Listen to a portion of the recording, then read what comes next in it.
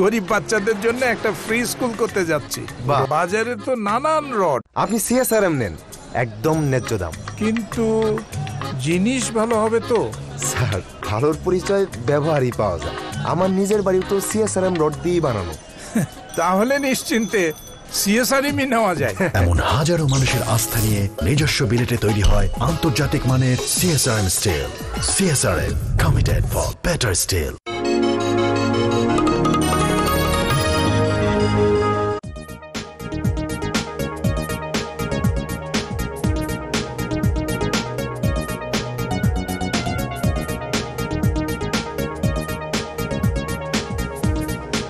সবাইকে স্বাগত জানাচ্ছি চ্যানেল 24 এর নিয়মিত আয়োজন সিএসআরএম মুক্তবাক অনুষ্ঠানের সাথে রয়েছে রহমান রাশেদ।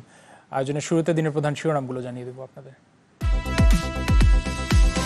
আমি ওনাদের কাছে একটা অ্যাপ্লিকেশন দিতে চাচ্ছি, বা কথা হয়েছে যে একটা অ্যাপ্লিকেশন দিয়ে সেটাকে ওনারা পুনর্বিবেচনা করার চেষ্টা করতেছেন বা করবেন। করোনা রোগীদের বিল নিয়ে আনোয়ার খান মডার্নের তেলেসমাতি বাড়তি টাকা ফেরতের আশ্বাস কর্তৃপক্ষের।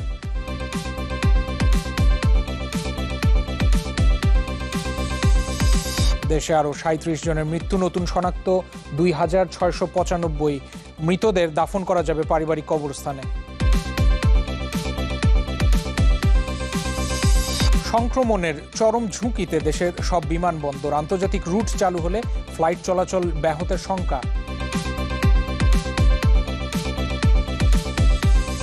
করোনা পরিস্থিতি পুরোপুরি নিয়ন্ত্রণের বাইরে বললেন ফখরুল। কিছু মানুষের অবহেলায় বাড়ছেন ঝুঁকি, দাবি কাদেরের। এবং লিবিয়া হত্যাকাণ্ডের হোতা খালেদ ড্রোন হামলায় নিহত। যুক্তরাষ্ট্রে কৃষ্ণাঙ্গ খুনের জেরে এবার উত্তাল ফ্রান্স।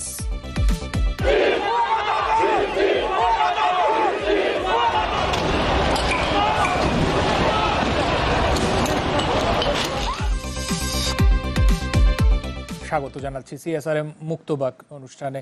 রহমান রাশেদ আপনাদের সাথে রয়েছি। গত 24 ঘন্টায় যে রিপোর্ট আপনারা নিশ্চয়ই জেনে গেছেন, স্বাস্থ্য অধিদপ্তর বরাবরের মতো ব্রিফ করেছে। গত 24 ঘন্টায় 37 জন মৃত্যুবরণ করেছেন, আর সব মিলিয়ে নতুন করে শনাক্ত হয়েছেন 2695 জন। সার্বিকভাবে করোনা ব্যবস্থাপনায় কেমন চলছে বাংলাদেশ?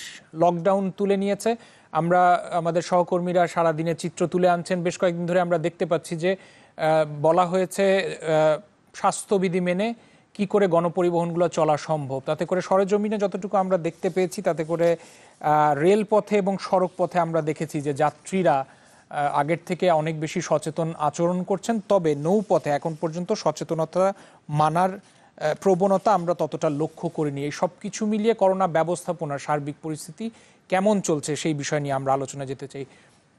আমরা রাজনৈতিক ময়দানেও বেশ কয়েকটি বক্তব্য দেখতে পেয়েছি পারস্পরিক বিরোধী বক্তব্য, যেখানে মির্জা ফখরুল তার যেমন বক্তব্য রয়েছে জনাব ওবায়দুল কাদের তারও। আমরা সব কিছু মিলিয়ে একটু প্রতিবেদন দেখে আসতে চাই। তবে তার আগে একটু আপনাদেরকে পরিচয় করিয়ে দিই। আমাদের সাথে 3 জন বিজ্ঞ অতিথি রয়েছেন, যারা কিনা বাসা থেকে আমাদের সাথে ইতিমধ্যে যুক্ত হয়েছেন। জনাব নাইমুল ইসলাম খান, সম্পাদক দৈনিক আমাদের নতুন সময়, তিনি আমাদের সাথে যুক্ত হয়েছেন ইতিমধ্যে।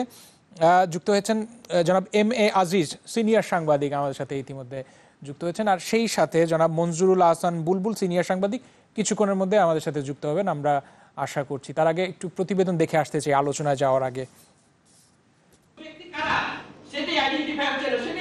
নাগরিক ঐক্যের প্রতিষ্ঠাবার্ষিকী উপলক্ষে আয়োজিত আলোচনা সভায় অনলাইনে যোগ দেন বিএনপি মহাসচিব মির্জা ফখরুল ইসলাম আলমগীর। বলেন, করোনা পরিস্থিতি এখন নিয়ন্ত্রণের বাইরে। 6 লাখ প্রবাসীকে নিয়ন্ত্রণে ব্যর্থতায় সংক্রমণ ছড়িয়েছে। সরকারের একটি ডিপার্টমেন্টের সঙ্গে আরেকটি ডিপার্টমেন্টের তো কোনো সমন্বয় নেই, যার ফলে আমরা যেটা দেখলাম যে আপনার এখানে এখন পরিস্থিতি নিয়ন্ত্রণের বাইরেই চলে গেছে। পরিস্থিতি যখন নিয়ন্ত্রণের বাইরে চলে গেছে, তখন তো সরকারকে এখন ছেড়ে দিতেই হবে, কি লিল্লাহ করে দিতে হবে। তাই করেছে তারা। ওরা খালি লস অ্যাঞ্জেলেস দেখে, ওরা খালি সিঙ্গাপুর দেখে। ওদেরকে বলেন তো টাকা কত আছে, মানি ব্যাগ দেখাতে পারবে না ওরা। Because this government is absolutely, আমি কি বলবো, মানুষকে এক ধরনের মিথ্যাচার করে, ভাঁওতা দিয়ে, প্রবঞ্চনা করে ক্ষমতায় থাকার জন্য বাহানা বার করছে। তবে আওয়ামী লীগ সাধারণ সম্পাদক অভিযোগ করেন, কিছু মানুষ স্বাস্থ্যবিধি মানতে অবহেলা করায় সংক্রমণ ঝুঁকি বাড়ছে। এভাবে চললে কঠোর হওয়ার হুঁশিয়ারিও দেন তিনি। বলেন, করোনা সংকটকে পুঁজি করে রাজনৈতিক ফায়দা লুটতে চায় বিএনপি। একটি দল সার্কাসের হাতির মতো সমালোচনার বৃত্তেই আবর্তিত হচ্ছে, সে দলটি বিএনপি। সংকটকে পুঁজি করে রাজনৈতিক ফায়দা লুটতে চায়। প্রতিষ্ঠাতা জিয়াউর রহমানের ৩৯তম মৃত্যুবার্ষিকী উপলক্ষে নয়াপল্টন কার্যালয়ে অনুষ্ঠানে বিএনপির সিনিয়র যুগ্ম মহাসচিব রুহুল কবির রিজভী অভিযোগ করেন, মানুষকে বাঁচাতে কোনো কাজই করছে না সরকার। এই ব্যর্থ সরকার মানুষকে বাঁচানোর জন্য কোনো কাজ করেনি, শুধু তাদের নেতাকর্মী এবং তাদের যারা আছেন, শাসক গোষ্ঠীর যারা লোক আছেন, তাদের পকেটকে ভারী করা, ফুলিয়ে ফাঁপিয়ে বড় করা, এটাই হচ্ছে এই সরকারের মূল লক্ষ্য ছিল। তবে সচিবালয়ে তথ্যমন্ত্রী হাসান মাহমুদ বলেন, সরকার করোনা মোকাবিলা করতে না পারলে মৃত্যুর হার আরো বেশি হতো। বাংলাদেশে মৃত্যুর হার ভারত পাকিস্তানের চেয়ে কম। আমেরিকায় মৃত্যুর হার 5.8 অর্থাৎ প্রায় 6%। যুক্তরাজ্য অর্থাৎ ইউকেতে মৃত্যুর হার হচ্ছে 14%। আমাদের সাথে যুক্ত আছেন জনাব নাইমুল ইসলাম খান, জনাব এম এ আজিজ এবং সেই সাথে ইতিমধ্যে যুক্ত হয়েছেন জনাব মঞ্জুরুল আহসান বুলবুল। আপনাদের তিনজনকে স্বাগত জানাচ্ছি, আশা করি আমার কথা শুনতে পাচ্ছেন। জনাব নাইমুল ইসলাম খান, আপনার কাছে আসতে চাই শুরুতেই। আমরা করোনা ব্যবস্থাপনা নিয়ে বেশ কয়েকদিনই কথা বলেছি, গণমাধ্যমেও রিপোর্ট দেখছেন বা দেখেছেন, এখন পর্যন্ত সেটাই সবচেয়ে বড় আলোচ্য বিষয়। তবে আজকে আমরা রাজনৈতিক ময়দানের থেকেও রাজনৈতিক কিছু বক্তব্যও দেখেছি। আশা করি প্রতিবেদনের ভাষা আপনি শুনতে পেয়েছেন। জনাব নাইমুল ইসলাম খান, একটু প্রতিক্রিয়া জানাবেন কি? করোনা ব্যবস্থাপনা সরকারের নিয়ন্ত্রণে নেই এমনটি অভিযোগ করেছেন জনাব মির্জা ফখরুল, একটু প্রতিক্রিয়া নিতে চাই আপনার। জনাব ফখরুল যে প্রতিক্রিয়া দিয়েছেন সেটা হচ্ছে যে রাজনৈতিক, এটা দলীয় রাজনীতি। যখন রাজনৈতিক আলোচনায় গেলে তার প্রতিক্রিয়াটার একটা অর্থ প্রকাশ করতে পারে, কিন্তু যে রাজনৈতিক এটা করে যে আমরা ধীরে ধীরে স্বাভাবিক পরিস্থিতির যাচ্ছি। আমরা করোনা ভাইরাসের সঙ্গে একটা মানে সাপে নেউলে সম্পর্ক নিয়েই এগিয়ে যাব। মানে এটা এমন হচ্ছে না যে সাপটাকে পিটিয়ে মেরে ফেলা যাচ্ছে, এটা আমাদেরকে এটার সাথেই যুদ্ধ করতে করতেই চলতে হবে, এটা মনে হচ্ছে এবং এটা বাস্তবতা হচ্ছে। এটা আমিও যেটা উপলব্ধি করি, এইভাবে চলবে না। এই যে স্বাস্থ্য অধিদপ্তর প্রতিদিন ঘটা করে একটা দৈনিক প্রতিবেদন দেয়, আমি মনে করি এটাও বন্ধ করে দেওয়া উচিত। এটা অনলাইনে দিয়ে দিলেই তো হয়।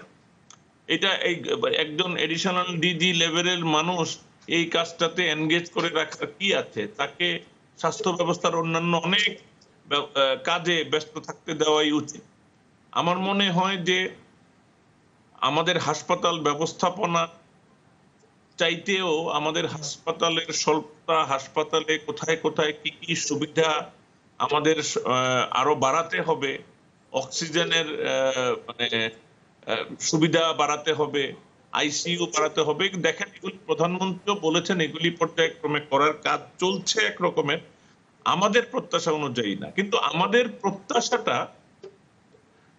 ডেফিনেটলি আমাদের উচ্চ প্রত্যাশা রাখা উচিত, কিন্তু বাস্তবতা হচ্ছে আমাদের বৈশ্বিক অবস্থানটা যদি চিন্তা করি, একটা সবচেয়ে ঘনবসতির দেশ, পৃথিবীর সবচেয়ে ডেন্সিয়েস্ট কান্ট্রি, হেলথ ইন্ডেক্সে 88 নম্বর দেশ, এই দেশটা কতটা পাশ্চাত্যের সাথে তুলনায় ভালো করতে পারবে সেটা বিবেচনায় রেখেই আমাদের দেশের ম্যানেজমেন্ট এবং তার সাফল্য ব্যর্থতা বিবেচনা করতে হবে বলে আমি মনে করি।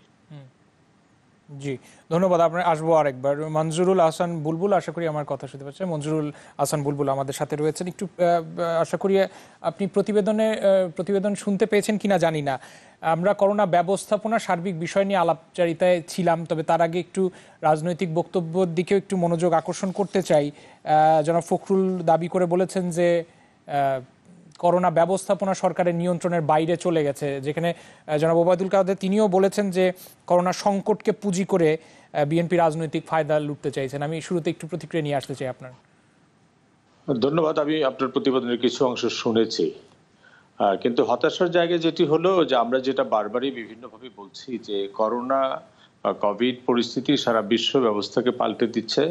এটি শুধুমাত্র স্বাস্থ্যের সমস্যা নয়, সামাজিক, রাজনৈতিক, অর্থনৈতিক সব সমস্যাকে পাল্টে দিচ্ছে। কিন্তু দুঃখজনকভাবে আমরা দেখতে পাচ্ছি যে আমাদের রাজনীতি পাল্টাচ্ছে না। আমাদের রাজনীতি যে পারস্পরিক আক্রোশমূলক বক্তব্য, প্রতিহিংসামূলক বক্তব্য, পারস্পরিক কাদা ছোড়াছুড়ি বক্তব্য সেখানে আছে। একটি রাষ্ট্র ভোট সরকার পরিচালনা করে, একটি বড় দল সরকারের বাইরে থাকে, নিশ্চয়ই সমালোচনা হবে। এই যে করোনাকে নিয়ে সরকারের যে ব্যবস্থাপনা, নিশ্চয়ই সেখানে সমালোচনার বহু জায়গা আছে, কিন্তু সেটি একেবারেই রাজনৈতিকভাবে আমরা বলে দিলাম যে সরকার কিছুই করছে না, সরকার সব নিয়ন্ত্রণের বাইরে চলে গেছে, এটিও বোধহয় খুব ঢালাও মন্তব্য হয়, খুব সরলীকরণ করা হয়। আমরা বারবারই বলি যে জাতীয় ঐক্যমত্য তো শুধুমাত্র একটা আনুষ্ঠানিক বৈঠক ডেকে আমরা বসলাম তা তো না। আমরা যদি জাতীয় ঐক্যমত্যের জানে সরকারকে বলি যে সরকার যতটুকু করেছে তার মধ্যে কতটুকু ভালো করেছে, কতটুকু খারাপ করেছে, সেটি সমালোচনা করা দরকার। আরো কি করা দরকার, নিশ্চয়ই সেই চাহিদার কথাটা থাকবে। নিশ্চয়ই একটা রাজনৈতিক দল হিসেবে, কারণ আমি যেটি মনে করি যে এরকম একটি সর্বাত্মক যে যুদ্ধ, এই যুদ্ধটি সরকারের আকার যুদ্ধ না, নিশ্চয়ই সরকারকে নেতৃত্ব দিতে হবে, কিন্তু এই যুদ্ধটির মধ্যে অনেক অংশীজন আছে। এই অংশীজনের মধ্যে রাজনৈতিক দলগুলিও একটি বড় অংশীজন। মানে ওই রাজনৈতিক দলগুলির বড় অংশীজন এই অর্থে যে তারা শুধুমাত্র সরকারের সব ভালো হচ্ছে এটা যেমন বলবে না, আবার সব খারাপ হচ্ছে এটিও বলবে না। তাদেরকে খুব কনস্ট্রাকটিভ, তার সব, আমরা তো সাংবাদিকতা করি, আমাদেরকে সবসময় একটা পরামর্শ দেওয়া হয় যে গঠনমূলক সমালোচনা করবেন, কোট আন কোট। তা আমরাও মনে করি যে রাজনীতির মধ্যেও নিশ্চয়ই মতান্তর থাকবে, মানে দার্শনিকভাবে রাজনৈতিক মত ভিন্নতা থাকবে, কিন্তু এই জায়গাটিতে ঢালাও ভাবে একদল বলবে যে আমরা সব ভালো করছি, আবার ঢালাও ভাবে আরেক দল বলবে যে আপনারা কোনো কিছুই ভালো করছেন না। এটি বোধহয় খুব যৌক্তিক কাজ হবে না। আমার কাছে মনে হয়েছে যে আমরা আমাদের করোনা পরিস্থিতিতে, আমি সুনির্দিষ্টভাবে কারো বক্তৃতা ধরে বললাম না, কিন্তু আমার সাধারণ ইম্প্রেশন, সাধারণ ধারণা এই যে করোনা পরিস্থিতিতে আমাদের সমস্ত কিছু পাল্টে যাচ্ছে, কিন্তু আমাদের রাজনীতিতে পাল্টানোর কোনো জায়গা আমি। মঞ্জুরুল হাসান বুলবুল, তো এখন পর্যন্ত করোনার ব্যবস্থাপনা নিয়ে আপনার মতামত কি?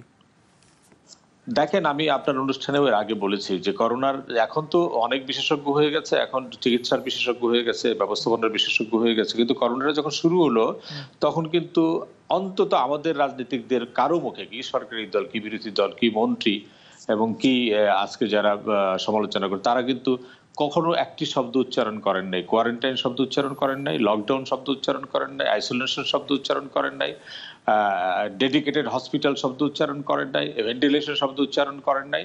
তখন কিন্তু সবাই জানতো এটা একটা বড় ধরনের রোগ, চীন থেকে শুরু হয়েছে, ইটালিতে অনেক মানুষ মারা যাচ্ছে, যুক্ত আমরাও আক্রান্ত হতে পারি, কিন্তু এখন সবাই সব বিষয়ে বিশেষজ্ঞ। আমি মনে করি যে শুরু থেকে সমন্বয়হীনতা ছিল, এখনো কিছু কিছু জায়গায় সমন্বিতহীনতা আছে। আপনি শুরুতে যদি টেস্ট সেন্টারের কথা বলেন, শুধুমাত্র একটি আইসিডিআর হতো, এখন প্রায় 49টি জায়গায় টেস্ট হচ্ছে। যত টেস্ট হচ্ছে তত নাম্বার বাড়ছে। আপনার আগে ডেডিকেটেড কোনো হসপিটাল ছিল না, এখন অনেকগুলি ডেডিকেটেড হসপিটাল ছিল। শুরুর দিকে হসপিটাল ছিল, ডাক্তারদের পিপিই ছিল না, এখন ডাক্তারদের পিপিইর কথা আর কেউ বলেন না। ডেডিকেটেড হসপিটালগুলিতে চিকিৎসার ব্যবস্থা নিয়ে কথা বলেন, তাও এখন বলা হচ্ছে যে জেনারেল হসপিটালগুলিতে নন কোভিড ডিসিশন করতে হবে। কাজে আমার ধারণা প্রতিটি স্টেপে আমরা একটু একটু করে আগাচ্ছি। এটা যদি আরো সমন্বয়ের মধ্যে হতো, আর ধরেন একটার পর একটা আমরা যখন ইটালি থেকে লোকজন এসে যখন বকাঝকা করলো, যখন তাদেরকে আইসোলেশনে নেওয়া হলো, তখন বলা হলো যে তারা তো প্রবাসী, তারা তো আমাদের রিমিটেন্স পাঠায়, তাদের সঙ্গে তো আমাদের ভালো ব্যবহার করতে হবে। কিন্তু যখন তাদেরকে আবার আইসোলেশন নেওয়া হলো, শিবগঞ্জকে যখন লকডাউন এলাকা ঘোষণা করা হলো, তখন বললো যে তারা তো বাড়িতেই থাকতে পারে, তাদেরকে কেন এইভাবে পুলিশি পাহাড়ের মধ্যে রাখতে হবে। কাজেই সমালোচনা হয়েছে, কিন্তু আমার ধারণা আমাদের স্বাস্থ্য ব্যবস্থা নাজুক, এই বিষয়ে কোনোই সন্দেহ নেই।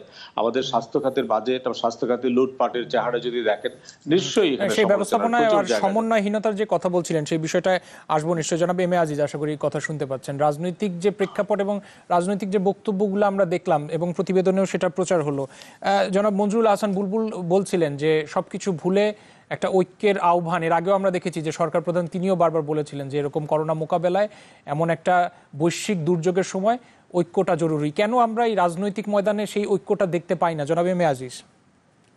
ধন্যবাদ আপনাকে। এটাই দুঃখজনক যে শুধু দেশীয় না, এটা একটা বৈশ্বিক মহামারী, তারপরেও আমাদের বাংলাদেশে জাতীয় ঐক্য কিন্তু এই ইস্যুতে তৈরি হয়েছে বলে মনে হয় না। চান্স পাইলেই একে অপরকে আপনার যতটা সম্ভব করার চেষ্টা করা। আমরা ভারতেও দেখেছি, যখন করোনা মোকাবেলার প্রথম পর্যায়ে দেখা গেল নরেন্দ্র মোদী সাহেব সোনিয়া গান্ধীর সাথে মত বিনিময়, সবার সাথে মত বিনিময় করে নিয়েছে। অর্থাৎ সেই দেশে একটা ধারণা দেওয়া হয়েছে যে আমরা সকল রাজনৈতিক দল বা জাতি আমরা ঐক্যবদ্ধ এই ইস্যুতে, কিন্তু বাংলাদেশে সেটি হয়নি। যেসব কমিটিগুলি করা হয়েছে এই সরকারের এই করোনার সময়, সব কমিটিগুলো এক পেশি। ধরেন রিলিফ ত্রাণ দেওয়ার ক্ষেত্রে মন্ত্রীর থেকে শুরু করে ইউপি চেয়ারম্যান যেভাবে নির্বাচন হয়েছে তাতে 98% একদিকের, যেসব তালিকা হয়েছে সব একদিকের। এমনকি আপনি লক্ষ্য করে দেখেন, জাতীয় কমিটি করা হয়েছে, স্টিয়ারিং কমিটি করা হয়েছে, সরকারের পক্ষের 18 দল, বিরোধী দল, যত বিশেষজ্ঞ সবাই একটা ধারণা এবং টকশোতে এসেও বলেছে যে অন্তত পক্ষে আর অন্তত 2 সপ্তাহ দেখা উচিত, তারপরে যে আনঅফিসিয়াল লকডাউনটা চলছে এটা শিথিল করা যেতে পারে। কারণ জীবন এবং জীবিকা সমতালে চলতে হবে, নইলে একটা এগিয়ে গেলে একটা পিছলে কিন্তু চলা যাবে না। কিন্তু আমরা লক্ষ্য করি কোথাও থেকে ডিসিশন, এই যে সারা জাতির যে ধারণা, এই ধারণা অনুযায়ী কিন্তু কাজ হচ্ছে না। অথচ প্রতিটা ক্ষেত্রে আমরা লক্ষ্য করছি আশানুরূপ ফল পাচ্ছে না। আপনি যেমন স্বাস্থ্য ক্ষেত্রের কথা বলছেন, আমি ব্যক্তিগতভাবে নিজে অসুস্থ হয়ে একটি হসপিটালে গেলাম, ডাক্তার সাহেব আমার অত্যন্ত পরিচিত, কিন্তু তিনি খুব কায়দা করে আমাকে বলে দিলেন যে ঠিক আছে আপনি 2 সপ্তাহ এই ওষুধটা খেয়ে আসেন। তার মানে 14 দিন গেলে আমার করোনা আছে কিনা এই উপসর্গটা পরিষ্কার হবে। অর্থাৎ আপনি যদি করোনা রোগী হন, টেস্ট করার সুযোগ কম। করোনা রোগী হলে করোনা যে ডেডিকেটেড হসপিটাল, আপনি ঢুকবেন, ঢোকার সাথে কলাপসেবল গেট আটকায় যাবে। যদি মৃত হন পলিথিন ব্যাগে ঢুকবে, আর কারো দেখা পাবেন না। আর যদি জীবিত হন তাহলে হয়তো দেখা পাবেন। এবং আপনি যদি কোনো নন কোভিড সার্টিফিকেট না থাকেন, আপনার যে কোনো রোগী থাকুক, আপনি কোনো হসপিটালে আপনি জায়গা পাবেন না। তারপরে আপনি দেখেন যে প্রাইভেট হসপিটালগুলোর যে আচরণ, এরা তো ব্রুটাল, এরা তো সম্পূর্ণ কমার্শিয়াল। আজকে যেমন আপনি একটু আগেই বলেছেন আনোয়ার খান মডার্ন হসপিটাল, তিনি তো এমপি এবং তিনি প্রাইভেট মেডিকেল কলেজ অ্যাসোসিয়েশনের প্রেসিডেন্ট। সেইখানে আপনি দেখেন কষাইয়ের মতো কি আচরণটা করেছে। এটার জবাব তো কেউ নিতে পারবে না। কারণ সমস্যা হচ্ছে যে সমাজে শুধু পলিটিশিয়ান না, সকল পেশা থেকে শুরু করে সব জায়গায় আপনার সংগঠন হয়ে, রাজনীতিকরণ হয়ে সরকারের পক্ষ থেকে কাউকে কোনো চাপ দিতে পারছে না। এবং একটা কথা বলি, পাবলিক প্রাইভেট কোঅপারেশনের ভিত্তিতে, এম এ আজিজ আশা করি আমার কথা শুনতে পাচ্ছেন, পাবলিক প্রাইভেট কোঅপারেশনের ভিত্তিতে সরকার এর আগেও নির্দেশনা দিয়েছে। অর্থাৎ যারা করোনায় আক্রান্ত হচ্ছেন বা যারা মনে করছেন যে তাদের স্বাভাবিকভাবেই শারীরিক অসুস্থতার কারণে চিকিৎসা সেবা দরকার, তারা যেন প্রাইভেট হাসপাতালে চুক্তির আওতায় যারা রয়েছেন তারা যেন সেখানে গেলে সরকারি রেটে সরকারি খরচে চিকিৎসা সেবা পান। তো সেই ক্ষেত্রে আমরা দেখেছি যে চুক্তি ভঙ্গ করতে দেখেছি আমরা। আপনি একজন বললে আরেকজন তার কাউন্টার দিবেন, আরেকজন বললে আরেকজন কাউন্টার দিবেন, এতে তো মেসেজ, আপনার তো গ্রাউন্ড লেভেলে মেসেজ তো জাতির কাছে ঠিক যাচ্ছে না। জাতির কাছে তো যতই বলি না কেন, রাজনৈতিক নেতারা যদি এক সুরে কথা না বলে, ঐক্যবদ্ধ না হয়, তাহলে জাতি যে ঐক্যবদ্ধ, কোনো বুদ্ধিজীবী বা বিশেষজ্ঞ একসাথে কথা বললে তো হবে না। আর বিশেষজ্ঞই বলেন, আর জাতীয় কমিটি সরকারই তো করেছে, শেয়ারিং কমিটি সরকারই করেছে, তারাও তো চাইছে যে 1-2 সপ্তাহ পরে আপনার সবকিছু খুলে দেওয়া হোক, কিন্তু খুলে তো দিয়ে দিছে। সুতরাং কেউ কারো কথাই তো শোনা হচ্ছে না। সুতরাং সরকার তো একটি জায়গার থেকে এই করোনা মোকাবেলা যদি বলেন আর যাই বলেন, যত পদক্ষেপ একটি জায়গার নির্দেশে হচ্ছে। সুতরাং এটা পাস ভালো করা এবং ফেল করার সব দায় দায়িত্ব তো এক জায়গার, এটা সমগ্র জাতি তো এর জন্য দায়িত্ব না। আমি ধরেন আজকে আমি মতিঝিলে রিক্সায় গেছি, আসার সময় একটা এসি বাসে আসছি, আমি তো দেখলাম যে বাসে জায়গা খালি, বাস যে বলছে 50% কোথায়, তারও কম ভর্তি। এসি বাসে 6 জন মাত্র প্যাসেঞ্জার। আমি আসছি, আলোচনা করে দেখলাম এই ইয়েতে আপনার রামপুরা বাজারে একটু জটলা দেখলাম, মালিবাগে একটু জটলা দেখলাম, রাস্তাঘাটেও মানুষ কম, সবার ভিতরে ভীতি। আমরা এই ব্যবস্থাপনা, গণপরিবহনের ব্যবস্থাপনা নিয়েও একটা চিত্র আছে, আমরা হাতে রেখেছি, আমরা বিরতি থেকে নিয়ে এসে দেখানোর চেষ্টা করব দর্শকদের। এম এ আজিজ, আপনি আমাদের সাথে থাকুন। মঞ্জুরুল হাসান বুলবুল রয়েছেন, নাইমুল ইসলাম খান, আশা করি আপনারাও আমাদের সাথে রয়েছেন। আপনারা সিএসআর মুক্তবাগ দেখছেন দর্শক। একটা ছোট বিরতির সময় আছে, একটু পর ফিরবো, সাথেই থাকবেন।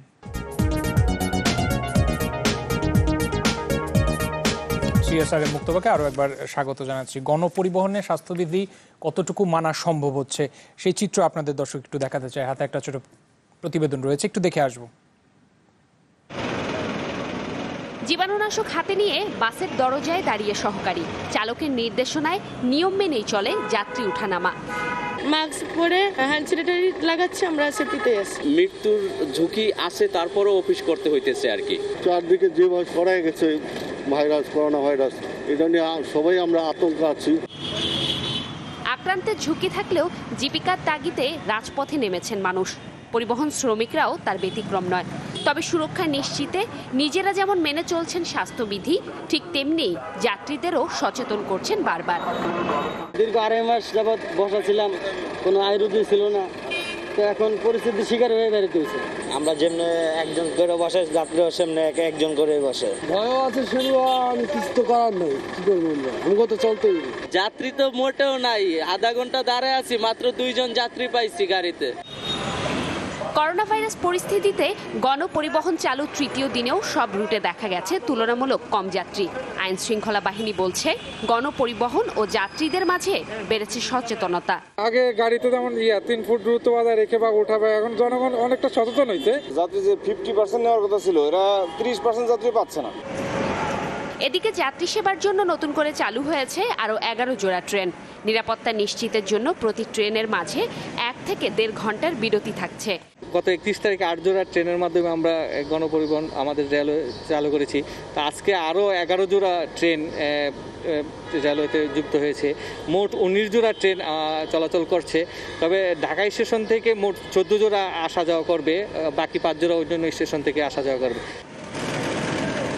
জীবাণুনাশক টানেল সহ তাপমাত্রা মাপার যন্ত্র সবকিছুই রয়েছে কমলাপুর রেল স্টেশনে। তবে ছিল না চিরচেনা যাত্রীদের ভিড়। এমন পরিবেশ দেখে দূর দূরান্ত থেকে যারা এসেছেন খুশি তারাও। যেভাবে আমরা মনে করছিলাম, আতঙ্ক মধ্যে ছিলাম না, অনেক সুন্দর। বারবার আমাদের সচেতন করে দিচ্ছিল যে আপনার দূরত্ব বজায় রেখে চলতে হবে, সবকিছু ঠিক ছিল। তবে নৌপথে স্বাস্থ্যবিধি না মানার চিত্র সারা দেশে।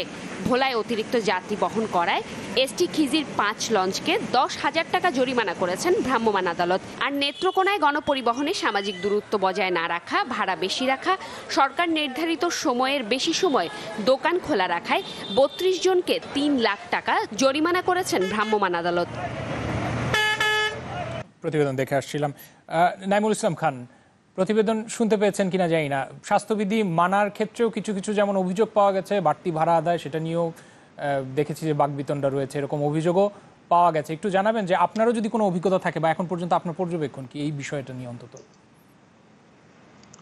প্রথম কথা হচ্ছে, ধরুন আমরা স্বাস্থ্যবিধির কথা বলি, স্বাস্থ্যবিধি কি মানবে মানুষের মাস্ক পরার কথা এবং একটা শারীরিক দূরত্ব বজায় রাখার কথা মানুষের সাথে মানুষের।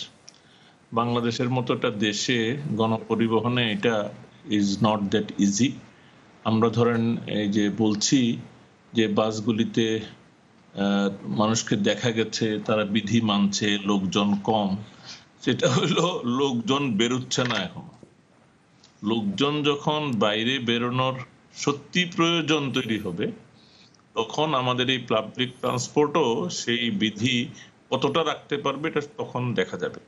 এবং এটা চ্যালেঞ্জ, এটা আমরা বলছি, এটা ভায়াবল করা, পৃথিবীর সমস্ত এয়ারলাইনগুলি আলোচনা করছে এখন যে স্বাস্থ্যবিধি মানে আপনি প্যাসেঞ্জার অর্ধেক নিবেন একটা এরোপ্লেনে, তো একটা এরোপ্লেনে প্যাসেঞ্জার অর্ধেক নিলে আপনার মানে ফ্লাইটটা ভায়াবল হইতে হবে না? কোম্পানি ফ্লাইটটা চালাবে কেন? কে দিবে তাদেরকে টাকা? সরকার দিবে? হ্যাঁ, সরকার যদি ভর্তুকি দেয় তাহলে তারা চালাবে। এরকম এটা কিন্তু একটা, আমরা যখন টকশোতে আলোচনা করি, আলোচনা করা কিন্তু খুব সহজ। আলোচনা করা সহজ দুইটা কারণে। আমার তো কিছু করতে হবে না, আমি শুধু বলে দিব এটা নাই কেন, এটা নাই কেন, এটা নাই কেন, এটা নাই কেন। আমি কিন্তু একবারও পর্যালোচনা করছি না বাংলাদেশের সামগ্রিক পরিস্থিতিতে কোনটা কোনটা করা যুক্তিসঙ্গত ভায়াবল। আর টকশোতে আরো একটা কারণে সহজ, যে আমরা মোস্টলি আলোচনা করি পাস্ট ঘটনা, পুরনো, মানে এটাকে ইংরেজিতে বলে ইন রেট্রোস্পেক্ট। মনে করেন কেন 7 দিন আগে সরকার এটা করলে তো এটা হতো। আপনি আমি তো এটা বুঝতেছি 7 দিন পরে। আমি কি আজকে বলতে পারবো যে আগামী 7 দিনের মধ্যে সুনির্দিষ্ট একটা জিনিস না করলে এই ক্ষতি হবে? সুনির্দিষ্ট করে বলেন যে কি ক্ষতি হবে। যেমন বুলবুল ভাই বলেছেন যে ধরেন আমরা তো টেস্ট বাড়াচ্ছি, টেস্ট যখন করা হচ্ছিল না, অভিযোগ ছিল টেস্ট করা হচ্ছে না। তো টেস্ট করা হলে যে পেশেন্ট বাড়বে সেটা কিন্তু আমরা জানি, কিন্তু আপনি যদি মৃত্যু হারটা দেখেন সেটা কিন্তু বাড়ে নাই, সেটা এখনো আমাদের সহনীয় পর্যায়ে আছে। এখনো বাংলাদেশে যদি 100 জন আক্রান্ত হয়, আমরা নির্দ্বিধায় বলতে পারি তার মধ্যে অন্তত 98 জন সুস্থ হয়ে ফিরবেন, অন্তত করোনা মুক্ত হয়ে ফিরবেন, কোভিড-19 মুক্ত হয়ে ফিরবেন।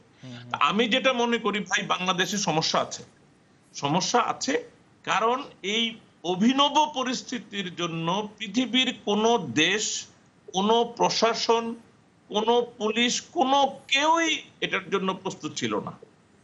আমার কথা হচ্ছে যে আমরা এই সময়ে মানে সরকারকে ভুল ত্রুটিগুলি যেগুলি মনে হবে, যেখানে যেখানে সমস্যা হচ্ছে এগুলি তুলে ধরবো, কিন্তু সরকারকে যদি আমরা সারাক্ষণ ডিস্টার্ব করি, এরকম একটা অভিনব পরিস্থিতি, উই হ্যাভ টু আন্ডারস্ট্যান্ড এটা গভর্ন করা কিন্তু এত সহজ নয়।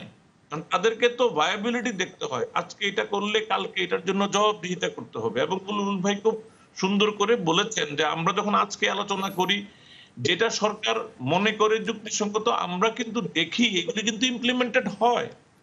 কিন্তু কথা হলো আমরা তো ওইভাবে যে একটা বইপত্র পড়া জ্ঞান দিয়ে কিছু বলে দিব সেরকম তো না, এই অসুখটাও সেরকম না।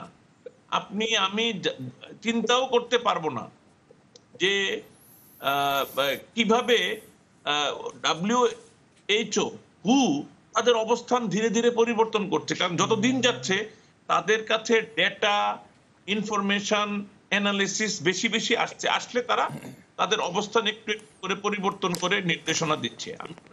মানে আমার মনে হয় যে আমাদেরকে এই কথা বলার জন্য আরেকটু সতর্কভাবে সরকারকে সমস্যাগুলি দেখিয়ে দেওয়া আমাদের কাজ। এটা নিয়ে হতাশা সৃষ্টিও না, মানুষের মধ্যে ভীতি সৃষ্টিও না, কিন্তু গণমাধ্যমের কাজ সমস্ত অন্যায়, সমস্ত ভুল ত্রুটিগুলি, সমস্ত অসামঞ্জস্যগুলি, সমস্যাগুলি তুলে ধরা মানুষের সকলের জন্য, মানুষের জন্যও। অনেক ধন্যবাদ। সরকার এবং নীতি মঞ্জুরুল আহসান বুলবুল, আপনার কাছে আসবো। এম এ আজিজ কথা বলছিলেন আমাদের সাথে, উনি তার ব্যক্তিগত যে অভিজ্ঞতা হয়েছে সেটাও বলছিলেন, বিশেষ করে চিকিৎসা খাতে। আমরা দেখেছি যে প্রাইভেট কিছু হাসপাতালের সাথেও চুক্তিবদ্ধ হয়েছে সরকার, যাতে কিনা সুবিধা হয় যারা করোনা আক্রান্ত তারা যাতে সরকারি রেটেই সেই চিকিৎসা সেবা পান। সেই ক্ষেত্রে কি আপনার কাছে একটু আসতে চাই যে প্রাইভেট হাসপাতালগুলো যাদের দরকার এবং যারা করোনার চিকিৎসা করাবেন বলে চুক্তিবদ্ধ হয়েছেন, সেই জায়গায় কি তারা তাদের দায়িত্ব ঠিকঠাক পালন করছেন, বা মানুষের কাছে কি সেই সেবাটা পৌঁছে দেওয়া সম্ভব হচ্ছে বলে মনে করছেন? না, আমি যদি আপনি যথার্থ প্রশ্ন করেছেন, আমি যদি আমার আগের আলোচনার সূত্র ধরে বলি, আমরা কিন্তু এক একটা জায়গায় নতুন জায়গায় পরিস্থিতির সৃষ্টি হচ্ছে। আমরা যখন শুরু করলাম তখন কিন্তু আমরা ভাবলাম যে এটা ডেডিকেটেড হসপিটালে চলে যাব, যার ফলে প্রাইভেট হাসপাতালগুলিতে ঢাকায় এখন জ্বর হওয়া অপরাধ, গলা ব্যথা হওয়া অপরাধ, আপনার শরীর ম্যাজম্যাজ করা অপরাধ। আপনি যদি এই কতগুলি সিমটম নিয়ে যান, কোনো হাসপাতাল আপনাকে নিবে না। তো এইরকম একটা পরিস্থিতিতে হঠাৎ করে আমরা সিদ্ধান্ত নিলাম যে ডেডিকেটেড রোগীর পরিমাণ যে হারে বাড়ছে, তাতে শুধুমাত্র ডেডিকেটেড হসপিটালগুলি হবে না, প্রাইভেট হাসপাতালগুলিতে করতে হবে। তো প্রাইভেট হাসপাতালগুলিতে যখন আপনি করবেন তখন এটি তো তারাও তো একটা প্রতিষ্ঠান, তারাও বিজনেস প্রতিষ্ঠান। তাকে স্বাস্থ্যমন্ত্রী মহোদয় বললেন যে তাদেরকে নোটিশ দিয়ে দেওয়া হয়েছে, তিনি কোট আনকোট একটা টেলিভিশনে বললেন যে তাদের হুমকিও দেওয়া হয়েছে। সরকার তো হুমকি দিবে না, মন্ত্রণালয় তো হুমকি দিবে না, তাদেরকে কগনিজেন্সের মধ্যে আনতে হবে তাদেরকে আনতে হবে যে তাদের অসুবিধা কোথায়। ইতিমধ্যে যে নোটিশ দেওয়া হয়েছে তাতে বলা হয়েছে যে এখন প্রাইভেট হাসপাতালগুলিতে কোভিড নন কোভিড রোগীকে চিকিৎসা করতে হবে। এখানে 3টা জোন করতে হবে। গ্রিন জোন যেখানে সাধারণ রোগীরা চিকিৎসা পাবে, ইয়েলো জোন যেখানে মানে বিয়েরা কি বলে কোভিড যারা আক্রান্ত হচ্ছেন তাদেরকে করা হবে, এবং রেড জোন যেখানে কোভিডরা চিকিৎসা পাবে। ইতিমধ্যে কয়েকটা প্রাইভেট হাসপাতালে চিকিৎসা হয়েছে এবং চিকিৎসার ভালো ফলাফল পাওয়া গেছে। কিন্তু মুশকিল হচ্ছে যে এটি সরকারের সঙ্গে যে চুক্তির মধ্যে ছিল, যেমন আনোয়ার খান মেডিকেল হসপিটাল হঠাৎ করে তারা তাদের নির্ধারিত সময়ের আগেই তারা সরকারকে বললো যে আমরা চুক্তিতে থাকতে চাই না। সেটা কি পারে একটা প্রাইভেট হাসপাতাল কি এরকম মেয়াদ শেষ হওয়ার আগে চুক্তি ভাঙতে পারে কিনা? আমার প্রশ্নটি সেখানেই স্বাস্থ্য ব্যবস্থাপনার প্রশ্ন, যে প্রাইভেট হাসপাতালই হোক পাবলিক হাসপাতালই হোক, পাবলিকগুলি সরাসরি সরকারি দ্বারা নিয়োজিত, এবং পাবলিক হাসপাতালের মধ্যে আনোয়ার খান মেডিকেল হাসপাতালের যিনি মালিক তিনি সরকারি দলের সাংসদ এবং তিনি প্রাইভেট মেডিকেল হাসপাতালের সেক্রেটারি। এবং এই জায়গাটাতে ওরা বললো, আর সঙ্গে সঙ্গে স্বাস্থ্য মন্ত্রণালয় বললো যে ঠিক আছে চুক্তি ভেঙে দিলাম। কারণ আপনি দেখেন এতদিন যাবৎ আনোয়ার খান মেডিকেলে যে এক কোভিড রোগী যদি ভর্তি হতো এর পুরো খরচ নিত সরকার, কিন্তু এখন ভর্তি হওয়ার সঙ্গে সঙ্গে তাকে 14 দিন সেখানে থাকতে হবে। তার মানে প্রতিদিন যদি 10,000 টাকা করে ভাড়া হয় তাহলে 1,40,000 টাকা তার 14 দিনে শুধুমাত্র হাসপাতালে থাকার খরচ, তারপরে তার ট্রিটমেন্টের খরচ, আইসিইউতে গেলে আরো খরচ, ওষুধের খরচ, সব মিলিয়ে একটা সাধারণ মধ্যবিত্ত মানে আমার মতো কোনো মানুষের পক্ষে এই খরচ দিয়ে একটি হাসপাতালে চিকিৎসা করা খুব মুশকিল। তো কাজেই এই জায়গাটাতে সরকার একটা নোটিশ দিল অথবা হুমকি দিল, তাতে কাজ হবে না। আমার যেটি ধারণা, ইতিমধ্যেই সরকারি যদি আপনি অ্যাটিটিউড দেখেন, মাননীয় প্রধানমন্ত্রী কিন্তু তার বক্তৃতায় বলেছেন, এটিও কিন্তু আমাদের কখনো চিন্তার মধ্যে আসেনি যে এখন সকল জেলা পর্যায়ের হাসপাতালে আইসিইউ করতে হবে। আগে আমরা ঢাকার কয়টা হাসপাতালে মাত্র আইসিইউ নিয়েছিলাম। কাজে আমার যেটা বক্তব্য, যে কমিটিগুলি করা হয়েছে, যেটা আজিজ ভাই বলেছেন যে কমিটির কোনো পরামর্শ শোনা হচ্ছে না, একটি জায়গা থেকে কাজ হচ্ছে, এটা ঠিক না। কারণ যিনি পরামর্শ কমিটির সভাপতি ডাক্তার শহীদুল্লাহ সাহেব, তিনি যে হাসপাতালের পরিচালনা পর্ষদের চেয়ারম্যান, আমি ওই হাসপাতালের ব্যবস্থাপনা পরিষদের মেম্বার।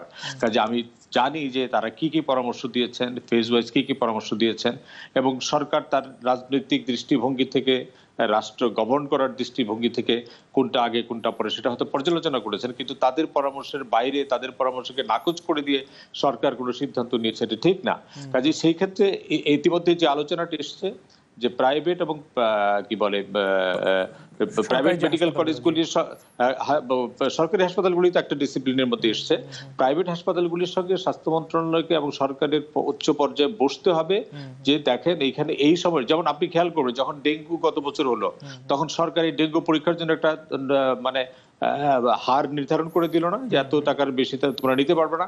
সেটা তো অনিয়ম হয়েছে, কিন্তু সরকার কিন্তু ওই দায়িত্বটা নিল এবং সরকার বললো যে সকল হাসপাতালে এটাকে চিকিৎসা করতে হবে। আগে কিন্তু সব হাসপাতালে ডেঙ্গু চিকিৎসা করতো না। কাজে এই ক্ষেত্রেও আমি মনে করি যে এই ক্ষেত্রে মিসম্যানেজমেন্ট আছে, অব্যবস্থাপনা আছে। বিশেষ করে আনোয়ার খান মেডিকেল শুরু করেছিল ভালোভাবে, কিন্তু তারই সর্বশেষ আচরণটি মানুষের মধ্যে প্রশ্ন তৈরি করেছে। তিনি বেসরকারি মেডিকেল কলেজ হাসপাতালগুলির সেক্রেটারি, কাজে তাকে নিয়ে সরকারকে বসতে হবে যে প্রাইভেট মেডিকেল কলেজ হাসপাতালগুলিকে এই সময় সেবা দিতে হবে। সেবা, চিকিৎসা হচ্ছে সেবা, চিকিৎসা মানে সব সকল অর্থে ব্যবসা না। নিশ্চয়ই আমাদের সাথে থাকুন জনাব এম এ আজিজ, কি যোগ করবেন এর সাথে? আমার বক্তব্য একটা বাস্তবে হচ্ছে প্রাইভেট মেডিকেল কলেজগুলি এখনো মুনাফার দিকেই আছে। তারা এখনো এই করোনা চিকিৎসায় তারা এখনো সেবা দেওয়ার মানসিকতায় নাই। সরকারের সাথেও তাদের এখনো কোনো আন্ডারস্ট্যান্ডিং এ পৌঁছে নাই। টেলিভিশনে আসলে বা এমনি কথা বললে তারা রেডি, তারা করোনা, আমি দেখছি টেলিভিশনে এসেও বলেছে যে আমরা রেডি আছি, সরকার আমাদেরকে ব্যবহার করছে না, ইত্যাদি ইত্যাদি। এখন ব্যবহার করতে গেলে যে বুলবুল ভাই বললো যে 2 লাখ টাকা পকেটে নিয়ে যেতে হবে, কয়জনের পক্ষে সম্ভব? করোনা তো এখন গরিব ধনী সবারই হচ্ছে, কোনো ধনী বা গরিব দেখে তো হচ্ছে না। আর ধনী যে ব্যক্তিটা হচ্ছে সেও তো এখন উড়াল দিয়ে বিদেশে যেতে পারছে না, তাকেও তো এই দেশেই নিতে হচ্ছে। সুতরাং এইটাই ঠিক যে ওই ডেঙ্গুর মতো এটার একটা ফিক্স করা উচিত। এই যে আনোয়ার খান মডেল স্কুলের স্টোরিটা পড়ে দেখলাম যে সিম্পলি তার এই সিমটোমেটিক চিকিৎসা, অথচ তার বিল বানায় ফেলছে 1.5 লাখ টাকা। কি করে একটা লোক দিবে? যখন বিল দেয় না, আটকায় রাখছে, ছেড়ে দেয় না, পরে সামান্য কিছু নেগোশিয়েট করে তাকে ছেড়ে দেওয়া হয়েছে। এই যদি হয় যে প্রাইভেট মেডিকেল অ্যাসোসিয়েশনের প্রেসিডেন্ট এবং তিনি এমপি, সেই হসপিটালের অবস্থা যদি এই হয় তাহলে প্রাইভেট হসপিটালগুলোর অবস্থাটা দেখেন। সুতরাং এই জন্য আমি বলছি যে এখন আমাদের যে কোনো চিকিৎসার জন্য আমাদের এখন দেখেন বাংলাদেশে যে কোনো ব্যক্তির জন্য সাংঘাতিক রকমের অসুবিধা, একদম প্রভাবশালী ব্যক্তি ছাড়া, শুধু টাকা দিয়েও হচ্ছে না, প্রভাবশালী লোক ছাড়া চিকিৎসা পাওয়া এখন কঠিন। সাধারণ আপনার হাসি কাশি যেগুলো আছে উপসর্গ, কোনো রকম উপসর্গ হলেই আপনি আর ভর্তি পাচ্ছেন না। এখন ভর্তির কথা যেটা বলা হচ্ছে, সব হসপিটালে দু একটা বলা হচ্ছে, যে আমি তো যতটুকু জানি যে খুব একটা নেওয়া হচ্ছে না, তো এখনো তো ওইভাবে তারা সিরিয়াসলি করোনা রোগীদেরকে চিকিৎসা দিচ্ছে না।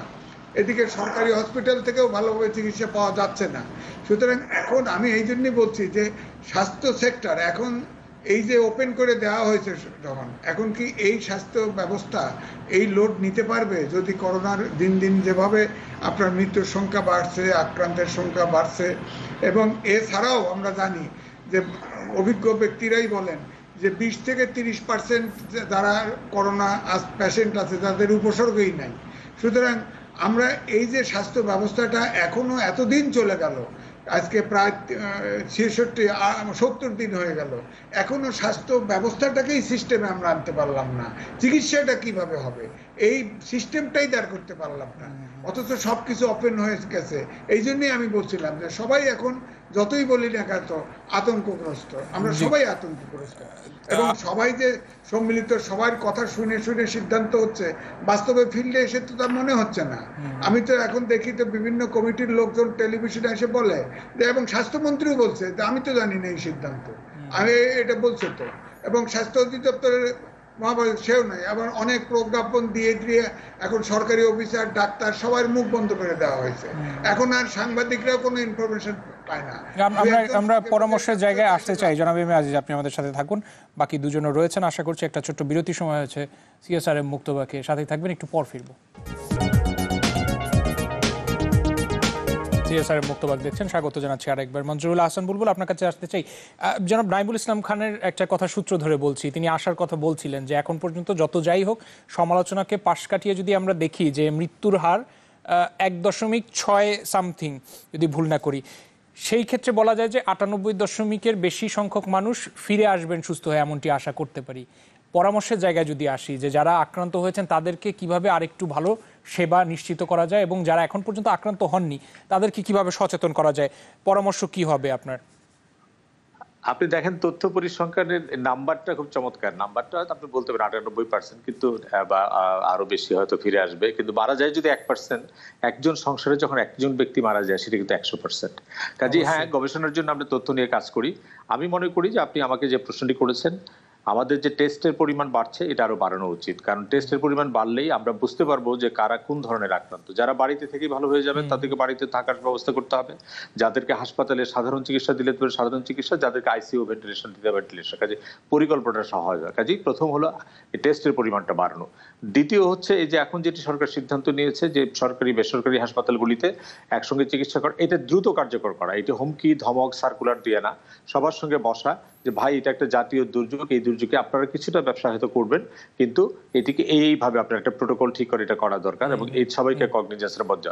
তৃতীয় যে পয়েন্টটি হচ্ছে যে মানুষের সচেতনতা অনেকটা বেড়েছে, তাদের মধ্যে আতঙ্কও আছে, এইটিকে আরেকটু সচেতনতা, এবং সেই জন্য সরকার যে সারা দেশকে 4টি জোনে ভাগ করার সিদ্ধান্ত নিয়েছে, এটাকে দ্রুত কার্যকর করা দরকার। এবং ঢাকা শহরকে আপনি কোন অঞ্চলকে গ্রিন জোন, কোন অঞ্চলকে রেড জোন, এটা ভাগাভাগি করে ফেলেন। আমি যে অঞ্চলের মধ্যে পড়বো আমি সেই অঞ্চলের ডিসিপ্লিন, কারণ একসঙ্গে গোটা দেশকে লকডাউন করার চাইতে এই অঞ্চল ভিত্তিক যে আমি কালার করতে চাচ্ছি, কালার জোনের মধ্য দিয়ে যদি আমি ডিসিপ্লিন করতে চাই তাহলে খুব ভালো হবে। কাজে আমার ধারণা, আর রাজনৈতিক দলগুলিতে একটি কথা বলি যে আপনারা পারস্পরিক যে কাদা ছুড়েছেন সেটা করতে থাকেন, কিন্তু আপনি দেখেন এই সংকটের শুরুর দিকে সরকার যখন বেগম খালেদা জিয়াকে মুক্তি দিলেন, এটি কিন্তু একটা বড় রাজনৈতিক সদিচ্ছার বিষয় যে একটা বড় রাজনৈতিক দলের নেতা যাতে কোনো বিতর্কের মধ্যে না থাকে। কাজে বিএনপিকে বলি যে, আমি বলি যে বিএনপিকে বলি সরকারকে সমালোচনা করেন, তার পাশাপাশি আপনারাও একটা কল দেন যে বিএনপির বিশাল জনসমর্থন আছে, বিশাল জনগোষ্ঠী আছে, তাদেরকেও বলেন যে তারা মাস্ক পরুক, তারা মানে নিজেরা সচেতন হোক, তারাও এগিয়ে আসুক। অনেক ধন্যবাদ। নাইমুল ইসলাম খান, আপনার কাছে আসবো। জি, ধরেন দেশের স্বাস্থ্য ব্যবস্থার জন্য কি পদক্ষেপ নেওয়া হবে, এগুলি তো স্বাস্থ্য সায়েন্স, পাবলিক হেলথ সায়েন্স, কিন্তু একটা রাষ্ট্র এখন কিভাবে ওপেন আপ করবে, কিভাবে যাবে, এটা কিন্তু সিদ্ধান্ত সম্পূর্ণ পাবলিক হেলথ সায়েন্স বেসড পৃথিবীর কোথাও হয় না। এটাকে এখন আমি অনেক জায়গায় শুনি এটাকে বলে দিস ইজ পলিটিক্যাল সায়েন্স। এটা একটা পলিটিক্যাল ডিসিশন। এটা ব্রিটেনে, আমেরিকায়, ইউরোপ এইভাবেই আলোচনাটা হয়। সুতরাং আমরা পাবলিক হেলথের বক্তব্য আর রাষ্ট্র সরকারের গৃহীত সিদ্ধান্তের মধ্যে পার্থক্য থাকবে। কারণ যদি কেবলমাত্র আপনি ডাক্তার বা চিকিৎসকদের কথা শোনেন তাহলে আর আপনি ওপেনই করতে পারবেন না। আবার যদি শুধু ব্যবসায়ীদের কথা শোনেন তাহলে মানুষের মৃত্যুর মিছিল ঠেকাতে পারবেন না। তো এর মাঝখানে থেকে সরকার পলিটিক্যাল সায়েন্সে মানে তার রাজনীতির প্রজ্ঞা দিয়ে, অভিজ্ঞতা দিয়ে, গভর্নেন্সের চিন্তা দিয়ে করছে। এগুলির জন্য আমাদের গণমাধ্যমে নাগরিক হিসাবে, গণমাধ্যমের মানুষ হিসেবে আমাদের দায়িত্ব হলো যখন যেটা ভুল ত্রুটি দুর্বলতা ধরা পড়ে বলা, সো দ্যাট তারা তাদের সিদ্ধান্ত গ্রহণ প্রক্রিয়ায় এইগুলিকে কগনিজেন্সে নিতে পারে। আমরা লাউডলি বারবার এইগুলি বলাটাই আমার কাছে মনে হয় ভালো। অনেক ধন্যবাদ জনাব এম এ আজিজ। পরামর্শের জায়গায় আসতে চাই, সময় স্বল্পতা রয়েছে, সংক্ষেপে কি বলবেন? আমি মনে করি এখন যে অবস্থায় আপনার করোনা ভাইরাসের উপদ্রব শুরু হয়ে গেছে, 64 জেলাতেই এটা আক্রান্ত। সুতরাং এখন নিজের দায়িত্বটা, প্রত্যেকটা ব্যক্তির নিজের দায়িত্বটা এখন প্রধান। কারণ এর চাইতে সংক্রমণ যদি আরো বাড়ে তাহলে আমাদের এই স্বাস্থ্য ব্যবস্থার এই ধারণ ক্ষমতা এটা ট্যাকেল করতে পারবে না। সুতরাং নিজেকে নিজে বাঁচার চেষ্টা করতে হবে। যে আপনার পরামর্শগুলি দেওয়া হয়েছে, বিধিবিধান দেওয়া হয়েছে, এগুলো মেনে চলা প্রথম। আর এই যে যেটা বলা হয়েছে জোন ভাগ করে করে, রিয়েলি যেসব জায়গা বেশি আক্রান্ত জোন ভাগ করে সেই এলাকাটাকে লকডাউন করুক অথবা র্যান্ডম টেস্ট করুক, করে সেটা আইসোলেট করে ফেলানো। কারণ এদেরকে যদি সংক্রমিত এবং আপনার সুস্থ ব্যক্তি যদি একাকার হয়ে যায় তাহলে সংক্রমণ বাড়তেই থাকবে। আর আমাদের এখন যে আপনার যে টেস্ট বেড়েছে, আমি মনে করি এই টেস্টটা কিন্তু একদমই আমাদের দেশের জনসংখ্যা অনুযায়ী একদমই কম।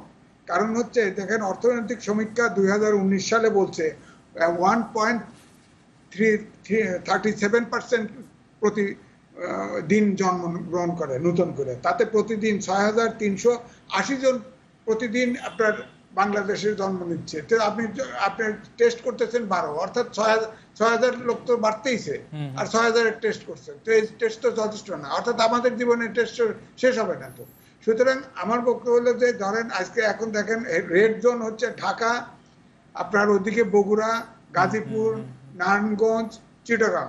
আপনি যদি ব্লক ওয়াইজ যদি আপনি এটাকে লকডাউন করে দেন তাহলে তো অর্থনীতি কাজ করবে না। এই এরিয়ার মধ্যেই যত ইন্ডাস্ট্রি, এই সাবার টাবার মিলে সব জায়গায়। সুতরাং এর ভিতরে স্পট বেছে বেছে এরিয়াকে আইডেন্টিফাই করে আমার মনে হয় এখন যে অবস্থায় আসছে যতটা সম্ভব আপনার টেস্ট করে করোনা আক্রান্ত ব্যক্তিদেরকে আইসোলেট করা, এবং সাধারণভাবেই আমি বলবো চিকিৎসার ব্যবস্থাটাকে যতটা সম্ভব সমন্বয় করা, প্রাইভেট এবং সরকারি হসপিটালে চিকিৎসা যতটুকু সম্ভব করা সম্ভব। এবং সবচেয়ে বড় কথা যে আমরা এখনো সময় আছে, জাতীয় ভিত্তিতে কথা বলা উচিত, রাজনৈতিক নেতাদের মধ্যে কথা বলা উচিত এবং গ্রাম পর্যন্ত মেসেজ দেওয়া উচিত যে পুরো জাতি ঐক্যবদ্ধ। জি জনাব এম এ আজিজ, অসংখ্য ধন্যবাদ। আমাদের সময় স্বল্পতা রয়েছে। মঞ্জুরুল আহসান বুলবুল, আপনাকেও ধন্যবাদ, সেই সাথে নাইমুল ইসলাম খান, আপনাকেও ধন্যবাদ। আপনাদের তিনজনকে ধন্যবাদ আপনাদের মূল্যবান মতামত দিয়ে আমাদের সাথে সংযুক্ত থাকার জন্য। অসংখ্য ধন্যবাদ আপনাদের তিনজন। CSR মুক্তবাক আজকের মতো এখানে শেষ করছি। আগামীকাল ঠিক একই সময়ে দেখা হবে। সাথে থাকার জন্য সবাইকে ধন্যবাদ।